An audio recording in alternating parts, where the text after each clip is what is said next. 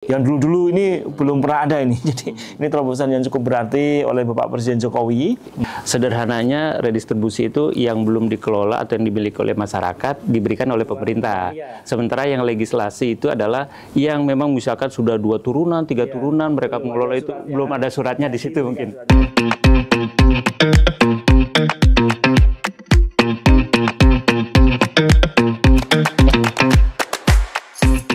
Oke, Assalamualaikum warahmatullahi wabarakatuh, sahabat hijau. Saat ini pemerintah tengah memiliki kebijakan pemerataan ekonomi untuk mengurangi ketimpangan dalam 3 pilar, ya. Soal lahan, kemudian juga kesempatan usaha, dan juga sumber daya manusia. Nah, untuk itu berbicara soal lahan, Presiden Jokowi menetapkan 2 skema, yaitu pertama adalah terkait dengan TORA, yaitu Tanah Objek Reforma Agraria dan juga Perhutanan Sosial. Oke, saat ini saya berada di ruangan Bapak Direktur Jenderal Planologi, Kehutanan, dan Tata Lingkungan. Dan saat ini saya sudah bersama beliau, yaitu Bapak Dr. Hanif Faisal Rofik, Esud MP. Selamat siang Pak Dirjen. Sehat Pak? Alhamdulillah Pak. Alhamdulillah sehat Pak. Bapak sehat juga kan Pak? Alhamdulillah. Mudah-mudahan sehat, tetap semangat Pak. Pak, kita ini lagi mau ngobrolin soal TORA nih Pak ya. Ini kan sebuah kebijakan pemerintah yang memang mungkin leading sektornya ada di Kementerian Lingkungan Hidup atau seperti apa nih. Ya, Bapak bisa menjelaskan sedikit soal TORA ini Pak? Terima kasih Pak Bagus. Selamat berjumpa sahabat hijau. Semoga sehat selalu. Kita sedang berada di ruang kerja Dirjen Planologi, Kehutanan, dan Tata Lingkungan, tepatnya di lantai 7 Gedung Manggala Wana Bakti di Jalan Gatot Subroto. Teman-teman sekalian, tadi Pak Bagus sedikit menyinggung bagaimana tanah objek reforma agraria itu sebenarnya sih dilaksanakan di pemerintahan kita, bahwa hal ini dimulai dengan pelaksanaan dari Nawacita, Rencana Pembangunan Jangka Menengah tahun 2015 dan 2019. Kemudian Pak Bagus, reforma agraria yang digagas sebagai salah satu visi misinya Bapak Jokowi dilanjutkan di dalam Rencana Pembangunan Jangka Menengah Nasional di 2020 sampai 2024 yang insya Allah akan segera berakhir. Teman-teman sekalian, bahwa di dalam reforma agraria kita mengenal 2 kegiatan utama, yaitu tanah objek reforma agraria dalam suatu skema, kemudian perhutanan sosial dalam skema yang lain. Pada prinsipnya bahwa pemerintah akan memberikan restribusi aset dan akses kelola kepada masyarakat, aset kelola kepada masyarakat, dan kemudian pada sisi lain juga pemerintah akan memberikan akses kelola kawasan hutan kepada masyarakat, sehingga ada dua hal, yaitu tanah objek reforma agraria. Jadi tanah itu memang diperuntukkan untuk didistribusikan kepada masyarakat, kemudian masyarakat mendapat aset kelola dari konteks ini. Kemudian di sisi lain, masyarakat juga diberikan kewenangan hak untuk kelola di dalam kawasan hutan yang disebut dengan akses kelola. Yang dulu-dulu ini belum pernah ada ini. Jadi ini terobosan yang cukup berarti oleh Bapak Presiden Jokowi. Jadi dulu kegiatan tanah objek reforma agraria itu landasannya dari peraturan Presiden di 2018, Pak. Kemudian cantolan itu diperkuat melalui Undang-Undang Cipta Kerja yang kemudian diperbarui terakhir dengan Undang-Undang Nomor 6 Tahun 2023 tentang Cipta Kerja. Ya, di dalam konteks ini kemudian tanah objek reforma agraria itu dimanifestasikan kebijakannya di dalam bentuk penyelesaian penguasaan tanah di dalam kawasan hutan. Jadi kita kembali ke TORA. Jadi TORA itu ada 2 hal pokok di sini yang kemudian menjadi tugas 2 kementerian utama. Ya, pertama dari Kementerian ATR BPN, kemudian kita dari KLHK. Di mana peran masing-masing? Jadi kalau di ATR BPN kita ada target bersama dengan teman-teman ATR itu di angka 9 juta hektar, Pak Bagus. Ya, jadi Pak Presiden Jokowi melalui nawacitanya bercita-cita untuk meredistribusi aset dan memberikan aset kelola kepada masyarakat, meningkatkan kepemilikan aset atau tanah masyarakat di angka sampai 9 juta hektar sampai di masa kepemimpinan beliau. Iya, seluruh Indonesia dalam 4 kegiatan utama. Jadi 9 juta untuk redistribusi dan pemberian aset kelola. Kemudian pemberian akses kelola. Jadi hak untuk mengelola hutan itu di angka 12,7 juta hektar. Jadi angka itu demikian besar yang dibebankan kepada KLHK dan Kementerian ATR BPN untuk merealisasikan. Kemudian kita kembali kepada tanah objek reforma agraria. Jadi tanah objek reforma agraria itu terdiri atas 2 hal utama. Pertama, legalisasi aset.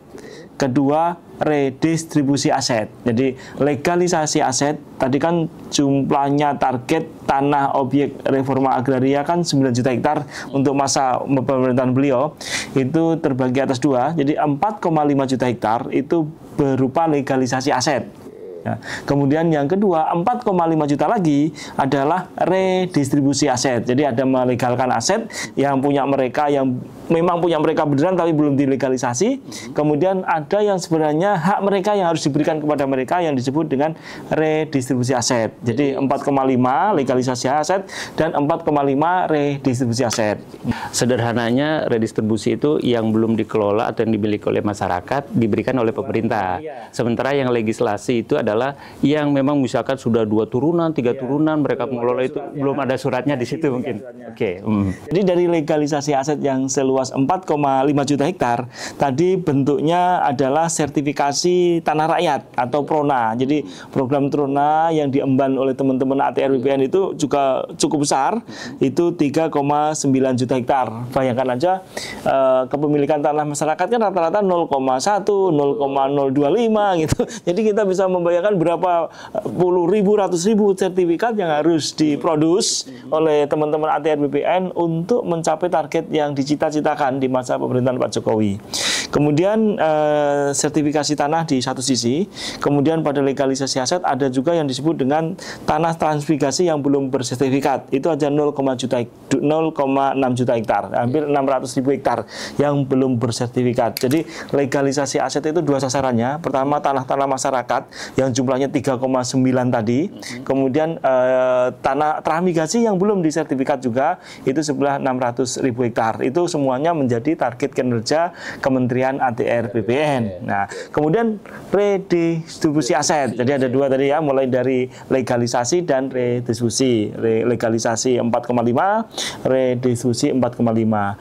Sekarang kita bicara redistribusi. Secara umum maka menjadi tanggung jawab 2 kementerian.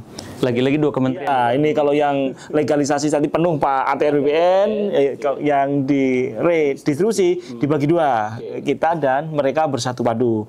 Ibarat sisi 2 mata uang yang harus satu nilainya gitu.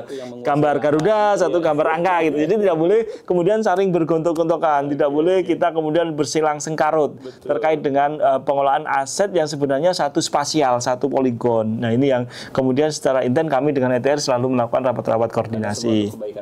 Ya, karena memang tugas kita untuk mengadministrasi tanah di dalam skema di luar kawasan hutan, maka administrasinya dilakukan oleh teman-teman ATR BPN. Di dalam kawasan hutan, maka pengelolaannya dilakukan oleh KLHK. Jadi bicara redistribusi aset tadi, targetnya yang dicita-citakan oleh Bapak Jokowi itu 4,5 juta hektar. Itu yang redistribusi. Ya, redistribusi itu luas sekali. Itu berasal dari pertama 0,4 juta hektar itu diidentifikasi berasal dari ex-HGU dan tanah terlantar.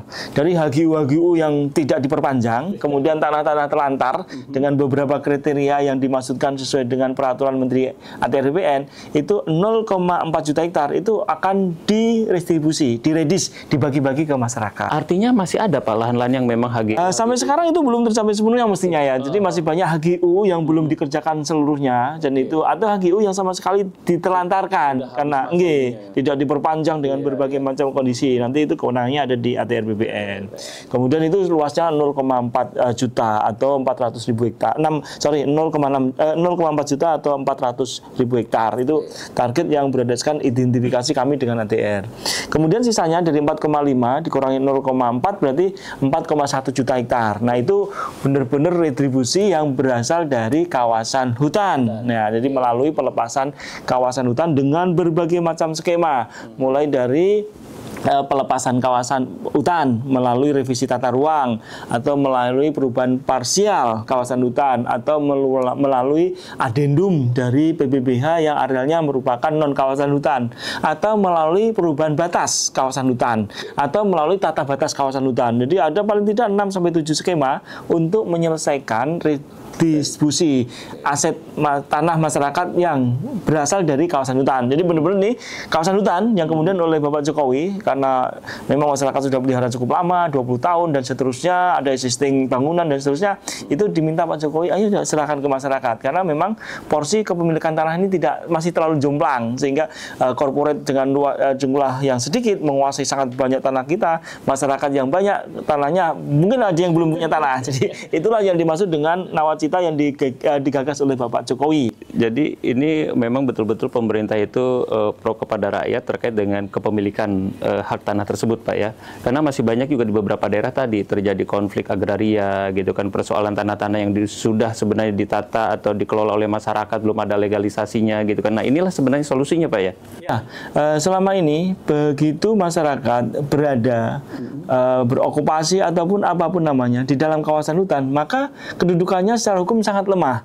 Siapapun kapan saja bisa geser dia dengan alasan apapun terkait dengan hukum positif dan seterusnya, yang padahal sejatinya mereka sudah sangat lama berada dan bahkan mungkin sudah hidup beranak pinak sebelum kawasan hutan itu ditunjuk di situ.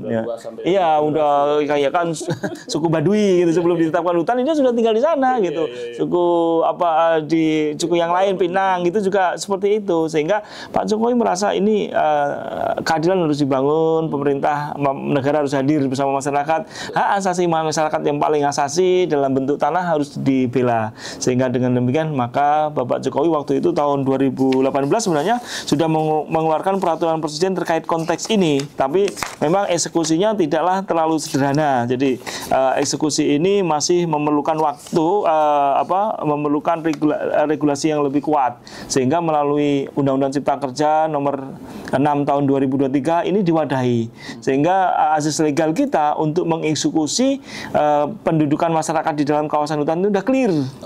Jadi di situ Pak semua pemegang pemerintahan menyatakan bahwa masyarakat yang di dalam kawasan hutan jangan dipidanakan, Jadi harus dilakukan dengan langkah-langkah pemberian penataan kawasan hutan itu dimasuk di dalam program itu. Kemudian bila mana tahun itu dilaksanakan setelah ditetapkan undang-undang, maka dikedepankan langkah-langkah pembinaan administrasi lebih dahulu. Jadi target 4,1 juta itu ada di KLHK, 0,4 juta ada di ATRBN, SHGU, tanah terlantar yang kemudian menjadi tugas KATR. Nah, kemudian gini, Pak, bahwa tanah yang kemudian 4,1 juta itu yang dilepaskan dari kawasan hutan oleh KLHK itu biasanya penyerahannya langsung oleh yang terhormat Pak Presiden. Ibu Menteri tidak pernah sekalipun menyerahkan langsung, karena ini program unggulan Pak Presiden. Pak Presiden memang harus benar-benar mengetahui bahwa tanahnya sampai ke masyarakat, dan Pak Presiden langsung memberikan arahan atau direktif kepada masyarakat penerima bahwa tanah ini nggak boleh loh dialihkan kepada pihak lain sampai 10 tahun ke depan dan seterusnya. Ada batasan-batasan yang diberikan Bapak Presiden kepada penerima tanah ini, yaitu masyarakat. Jadi ini yang selalu dihadirkan di dalam beberapa kesempatan penyerahan tanah dari kawasan hutan. Selanjutnya setelah dilepas oleh teman-teman dari kami melepas kawasan hutan sesuai dengan regulasi yang ada, maka selanjutnya tanah itu akan disertifikasi oleh teman-teman ATR. Jadi tetap kami bergandengan, setelah lepas kawasan hutan berarti statusnya non kawasan, maka itu selanjutnya menjadi tugas dari ATR BPN untuk mengadministrasikannya. Jadi fisiknya dari KLHK, legalisasi surat mundurnya ke ATR BPN. Akan disambut oleh ATR BPN menjadi dua indikator kinerja utama. Pelepasannya menjadi indikator kami, IKU kami, maka pensertifikatannya menjadi IKU-nya teman-teman ATR BPN. Ya.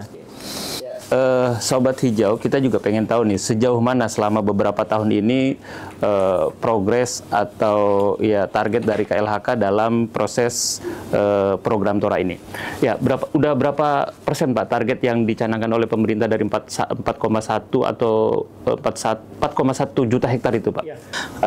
Dari 4,1 ini angkanya dinamis ya. Sebenarnya target target ini yang dibebankan oleh Pak Jokowi waktu itu memang disusun dari hasil identifikasi peta pada saat itu, perkembangan pada saat itu di 2000 katakan 15-17 itu. Nah, kemudian peta ini terus diupdate terus sehingga indikasinya menyesuaikan dengan kondisi lapangan, karena memang tidak semua peta dengan cermat mampu menangkap kondisi lapangan. Seperti contoh kata kita hanya bisa menafsirkan peta dengan skala paling besar 1/50.000. Lebih kecil daripada itu perlu effort yang luar biasa, sehingga data indikasi penyelesaian penguasaan tanah dalam kawasan hutan itu menggunakan data peta indikatif dari tafsiran kita, penafsiran citra satelit dengan resolusi tinggi pada skala pembesaran di angka 1/50.000. Angka ini setelah kita teliti dengan detail, maka ada sekitar 5 juta hektar, Pak, yang diindikasikan sebenarnya menjadi target tanah reforma agraria atau penyelesaian penguasaan fisik tanah dalam kawasan hutan. Sampai sekarang tercapai berapa? Jadi angka target yang dibebankan dari RPJM itu 4,1 juta hektar. Nah, hari ini terlaporkan kepada saya itu di angka 2,9 juta hektar yang telah terrealisasi untuk tanah objek reforma agraria dengan berbagai macam skema.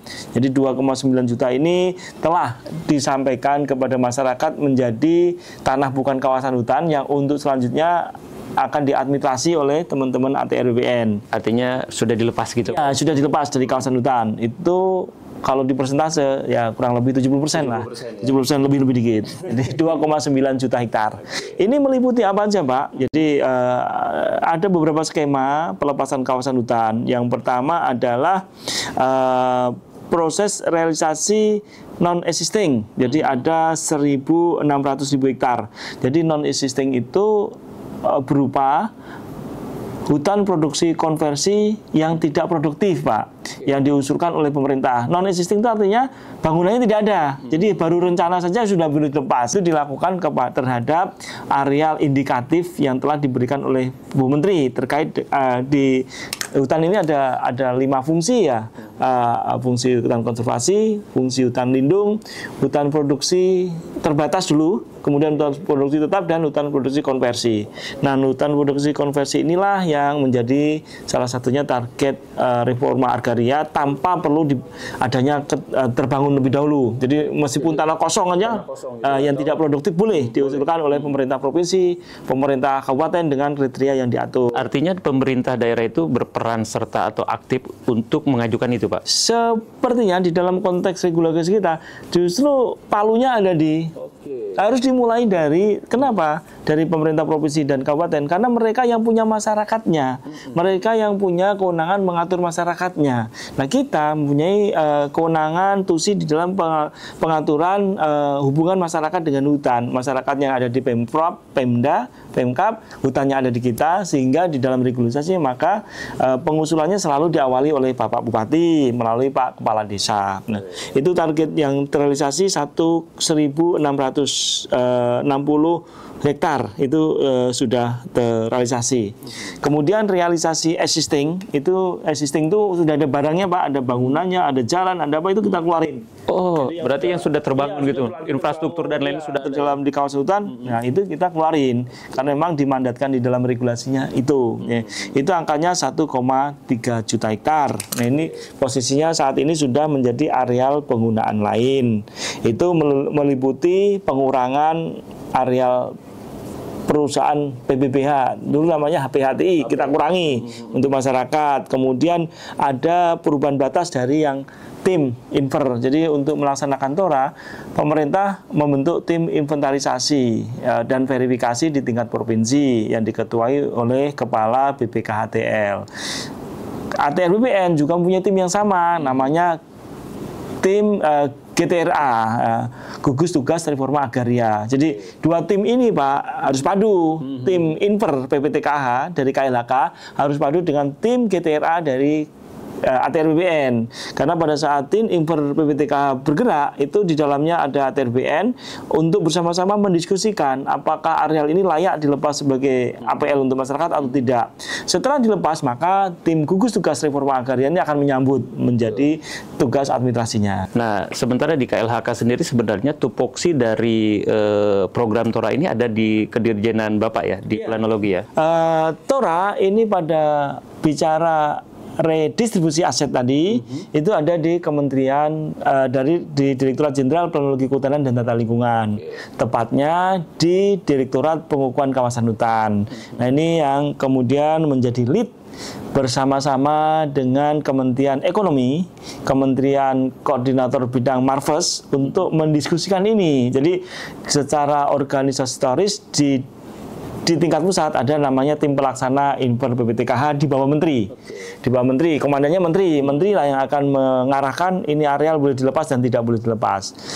Kita tim pelaksana diketuai oleh Dirjen Planologi, beranggotakan teman-teman Direktur Pengukuhan, beberapa anggota dari Direktorat Jenderal yang lain, dari Kemenko Marves, Kemenko Ekon, kemudian dari ATR BPN Jakarta. Artinya beberapa kementerian juga terlibat di dalam pembahasan memutusin apakah areal ini mau kita lepas enggak. Jadi itu namanya tim pelaksana Inver PPTKH. Kemudian tim Inver PPTKH di tingkat provinsi diketuai oleh BPKHTL, UPT KLHK yang ada di daerah. Kenapa? Karena untuk memudahkan eksekusi. Kalau dipimpin, ya kan kita bisa jam 1 bisa kita telepon. Kalau itu ketuanya dipimpin oleh instansi lain, kita agak susah kan telepon malam-malam ini harus cepat dan seterusnya. Jika dipimpin oleh, namun sekretarisnya dari teman-teman yang membidangi kehutanan di provinsi masing-masing, itu wakil ketua. Kemudian di bawahnya anggotanya terdiri dari desa, kepala desa, camat, kemudian kepala bagian pemerintahan provinsi, kemudian kepala pusat, dan ATR BPN di Kantah maupun Kanwil. Jadi semuanya ikut. Kenapa? Karena memang ini bicara tadi masyarakatnya ada di Tapak. Kita tidak tahu namanya siapa, si A benar nggak dia tinggal di situ. Yang tahu Pak Kades. Kalau Pak Kades sudah mengatakan dia betul, ya sudah kita eksekusi dengan kriteria itu. Tadi berarti ada tim Inver PPTKH dan tim pelaksana. Tim Inver PPTKH di tingkat provinsi nanti berdasarkan peta indikatif yang disusun Dirjen Planologi. Dirjen Planologi itu menyusun peta indikatif berdasarkan citra, Pak. Citra dilihat ini bukaannya udah ada belum? Ulado tahun berapa dia mulai buka? Sisir lagi sampai di citra satelit tahun-tahun sebelumnya sampai tahun 2000. Memang betul-betul tracing ya, tracing. Nah, kalau dia dibuka sejak tahun 2000, maka dia masuk indikatif PPTK akan kita lepas. Tapi bila mana dia bukannya baru 5 tahun, baru 10 tahun, ini petanya bukan di peta indikatif PPTK, tapi kita masukkan peta indikatif perhutanan sosial. Jadi di Dirjen Planologi mengeluarkan 3 peta sebenarnya. Peta pertama, peta indikatif penundaan, bukan penghentian izin baru, namanya peta PIPIP. Itu seluas 66 juta hektar. Itu yang masuk di situ tidak boleh ada kegiatan apapun. Kita benar-benar menjaga keperawanan hutan. Artinya hutannya itu tidak boleh diganggu. Ya, untuk maksud apapun kecuali program strategis nasional. Ya, kemudian peta indikatif penyelesaian penguasaan tanah dalam kawasan hutan yang untuk memadai rencana Bapak Jokowi dalam redistribusi aset tadi, Tora. Kemudian peta indikatif perhutanan sosial, PIAP namanya. Nah, PIAP ini yang tadi untuk memberikan akses kelola kepada masyarakat yang 12,7. Ya.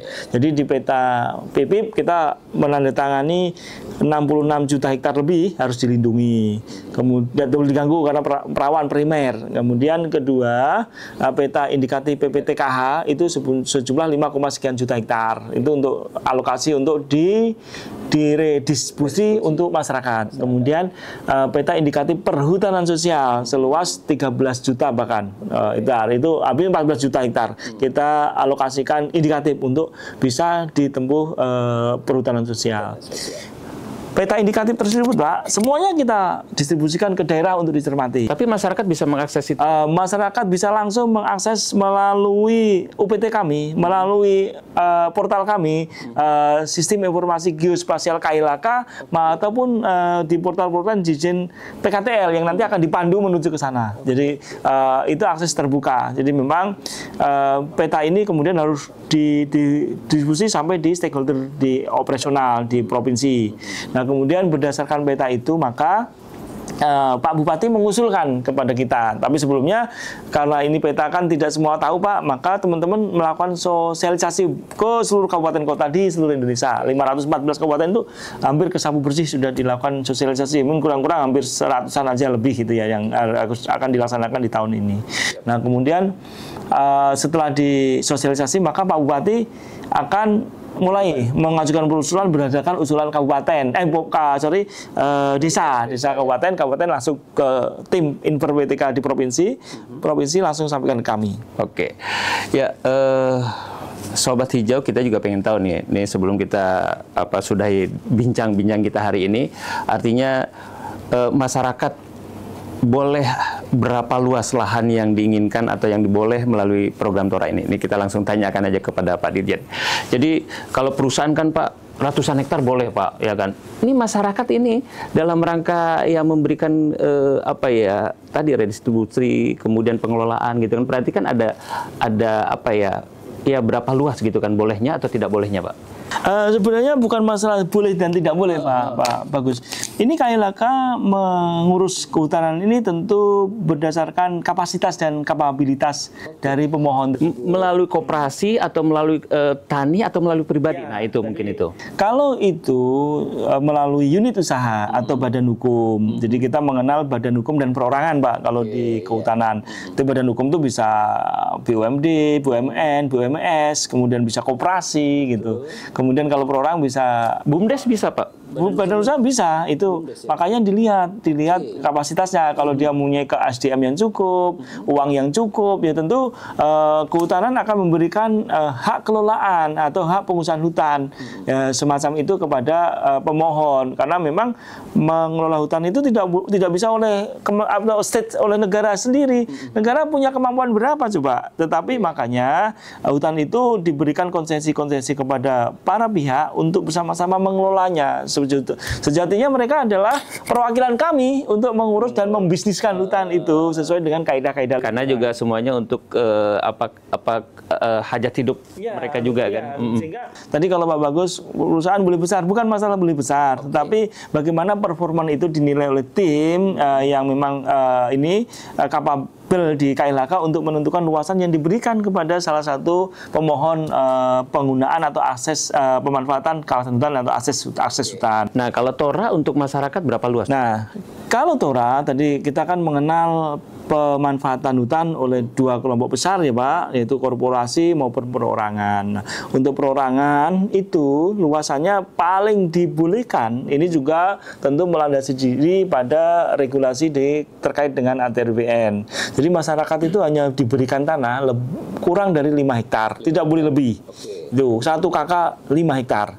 Lebih daripada itu maka dia harus menjadi perhutanan sosial. Hanya akses kelola, tidak berupa redistribusi aset. Jadi bukan milik pribadi tetapi milik pemerintah. Tapi sebenarnya akses kelola itu juga umurnya sampai 60 tahun diberikannya. Jadi sampai kita regenerasi kepada anak kita masih hampir 3 generasi. Artinya dengan 5 hektar tersebut gitu kan, itu mereka yang sudah lama ada di situ Pak yang ngelolanya atau kayak gimana kemudian di legalisasi itu? Dipersyaratkan dalam regulasi bahwa minimal masyarakat ini yang boleh berhak untuk mendapat redis itu yang pertama bahwa dia sudah 5 tahun nih berturut-turut tinggal di dalam hutan ya, bukan masyarakat Jakarta kemudian ngapling hutan di Kalimantan, masyarakat Jakarta ngapling hutan di Irian Jaya, itu nggak boleh. Jadi memang masyarakat penduduk setempat dibuktikan dengan KTP, makanya permohonan pelepasan kawasan melalui Inver tadi PPTK dilakukan oleh Kades, bukan oleh pejabat yang lain, karena Pak Kadis lah yang tahu masyarakatnya, dan itu diberitahu pada semua masyarakat. Dan itu tidak bisa dijual belikan? Tidak bisa Pak. Nah, setelah ini jadi masyarakat setempat yang paling tidak 5 tahun katanya undang-undang dia harus tinggal di dalam kawasan hutan itu dan berusaha hidup di sana. Karena masih banyak juga pemukiman warga yang memang masyarakat sendiri tidak punya legalitas gitu Pak ya? Ya, sebenarnya kalau sudah menjadi masyarakat terbangun kultur, terbangun budaya, itu tentu kita harus berhati-hati mencabut akar budayanya loh. Itu akan memporak-porandakan semuanya, sehingga pemerintah mengantisipasi dengan dilepaslah dari kawasan hutan. Kecuali yang di Jawa memang Di Jawa kita selain mempertimbangkan teman-teman yang ada di dalam kawasan hutan, kita juga wajib mempertimbangkan yang tidak di kawasan itu 65 juta. Jadi kalau gara-gara memperhatikan yang berapa ribu di hutan, kemudian kita lepasi hutan Jawa, kemudian airnya kurang, bencana, segala bencana, ketahanan air, ketahanan pangan, ketahanan keanekaragaman sumber daya alam di Jawa ini sudah sangat terbatas, sehingga memang upaya-upaya untuk membangun food estate di luar Jawa, upaya-upaya untuk menggeser pusat pemerintahan di luar Jawa juga dirasa penting untuk menyelamatkan hutan Jawa dari konversi kegiatan non hutan. Siap. Sahabat Hijau, ya meskipun kita sebentar yang ngobrol-ngobrol dengan Pak Dirjen, tapi insya Allah ya apa yang dijelaskan oleh Pak Dirjen kita bisa memahami, dan tentu saja kalau sahabat Hijau ingin lebih detailnya ya silakan saja Anda buka media sosial dari Kementerian Lingkungan Hidup dan Kehutanan, yaitu di Ditjen Planologi. Jadi di sana juga banyak informasi-informasi terkait dengan TORA dan juga program-program lainnya. Pak Dirjen, kita sudah ngobrol banyak. Mungkin juga Pak Dirjen ini punya pesan untuk masyarakat ya, agar mereka bisa menjaga lahan-lahan yang sudah diberikan oleh pemerintah, agar mereka juga bisa hidup damai dan juga untuk keberlangsungan masa depan mereka. Apa pesan Pak Dirjen? Terima kasih Sobat Hijau. Tentu sangat berbahagia selalu diskusi.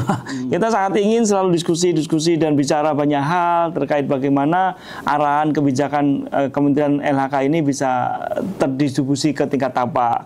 Melalui podcast-podcast semacam ini kami sangat ingin ini didengar oleh masyarakat.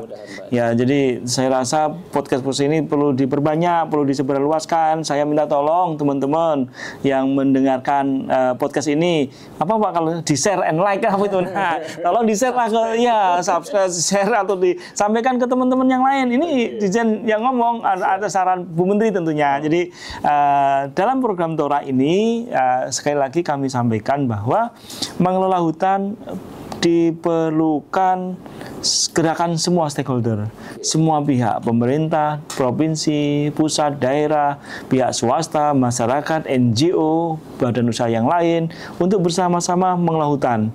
Sehingga kita terus wajib berdiskusi terkait dengan hutan ini. Tadi Pak Bagus sudah mengkonfirmasi kita bagaimana kemudian dikaitkan dengan tanah objek reforma agraria, meredistribusi hutan untuk masyarakat. Kita juga sudah eksekusi. Teman-teman, ini yang paling penting.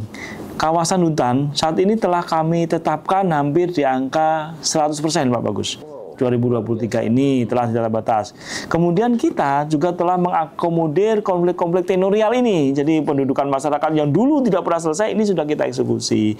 Mungkin tidak semuanya langsung karena bertahap memang diperlukan waktu dan biaya, ada sumber daya yang 5 juta itu banyak nyebar se-Indonesia. Pak bayangkan aja, satu titik harus berjalan ke Pasar Minggu, titik lain ke Depok lagi ke Bogor, ke Cilengsi. Nah, itu perlu waktu dan ini sehingga terkait dengan konteks ini kepada teman-teman yang telah dieksekusi redistribusi aset untuk masyarakatnya, telah direcognize mereka di dalam hutan dengan memberikan aset kelola dan akses kelolanya, tolong kita kita bersama-sama jaga dong kawasan hutan itu. Ini kita masih akan hidup banyak generasi ke depan. Hutan menjadi tulang punggung salah satu modalitas pembangunan nasional kita. Kalau kita tidak menjaga, terus siapa lagi?